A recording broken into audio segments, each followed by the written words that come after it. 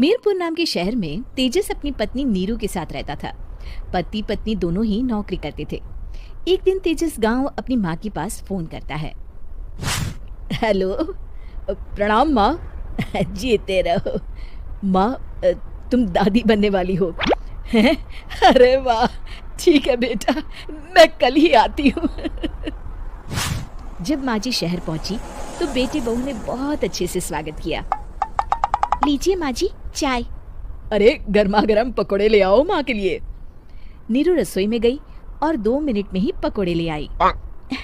जी ये लीजिए। बहू जादू से बनाए हैं क्या? अभी तो रसोई में गई थी। यम्मी। माँ जी, शीला रसोई में पकोड़े तल रही है, मैं बस लेकर आई। हे भगवान, मेरा धर्म भ्रष्ट कर दिया तूने। अब तो गंगा जल से शुद्धिकरण करना होगा। दूसरे दिन, माँ जी मैंने नाश्ता बना दिया है, ऑफिस जा रही हूँ। पर अभी तो घर का सारा काम पड़ा है। शीला आती ही होगी, झाड़ू पोछा बर्तन कपड़े वो सब कर लेगी।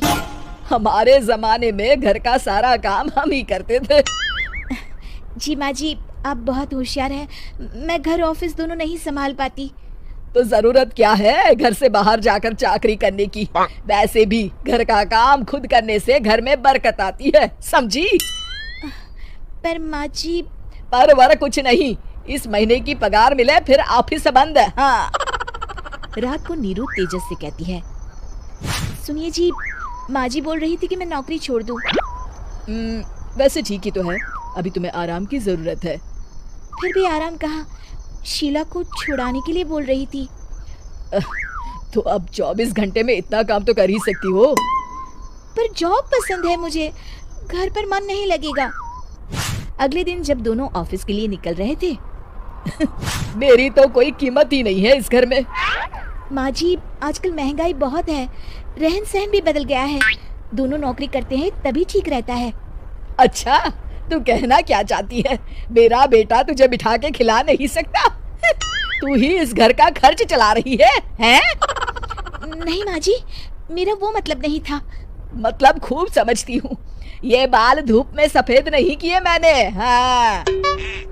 अब तो ये रोज का काम हो गया था। तेजस भी रोज की झिकझिक से परेशान हो गया था। एक दिन उसने कहा, नीरू, वैसे भी तुम्हें मैटरनिटी लीव मिलने वाली है, तो अभी से ही छुट्टी ले लो। पर क्या, मेरी सैलरी अच्छी खासी है। आखिर नीरू ने रिजाइन कर दिया। जब बच्चा हुआ तो घर में सब बहुत खुश हुए। कुछ दिनों बाद तेजस फाइल देख रहा था।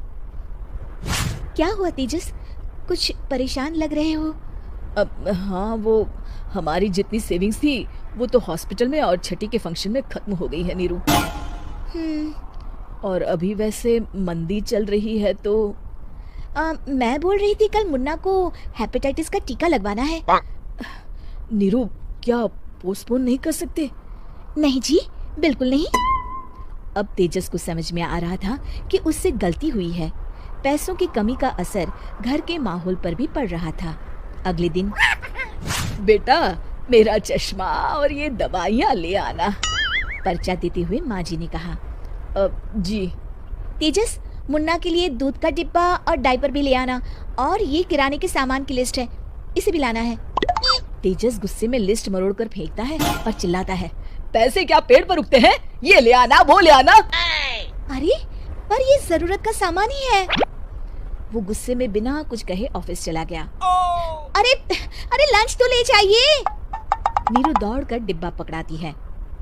एक दिन खाना खाने के बाद, नीरू, अब तो मुन्ना कुछ बड़ा हो गया, तो अब तुम वापस ज्वाइन कर लो ना जॉब। पर इस रिसेशन में जॉब मिलना बहुत मुश्किल है। ट्राई तो करो। फिर मुन्ना? माँ जी है ना, और एक फुल टाइम मेड भी लगा लेंगे। पर माँ जी, उन्हें तो पसंद नहीं। तभी माँ जी वहाँ आ जाती है और प्यार से नीरू के सर पर हाथ फेरते हुए बोलती है, अब मेरी समझ में आ गया बहू, पहले के और अब के समय में अंतर है। तुम काम शुरू करो, मुन्ना की जिम्मेदारी मेरी। मेरी प्यारी माँ जी। ये कहकर नीरू उनके गले लग गई। शिक्षा परिवर्तन संसार का नियम है, हमें भी समय के साथ चलना चाहिए।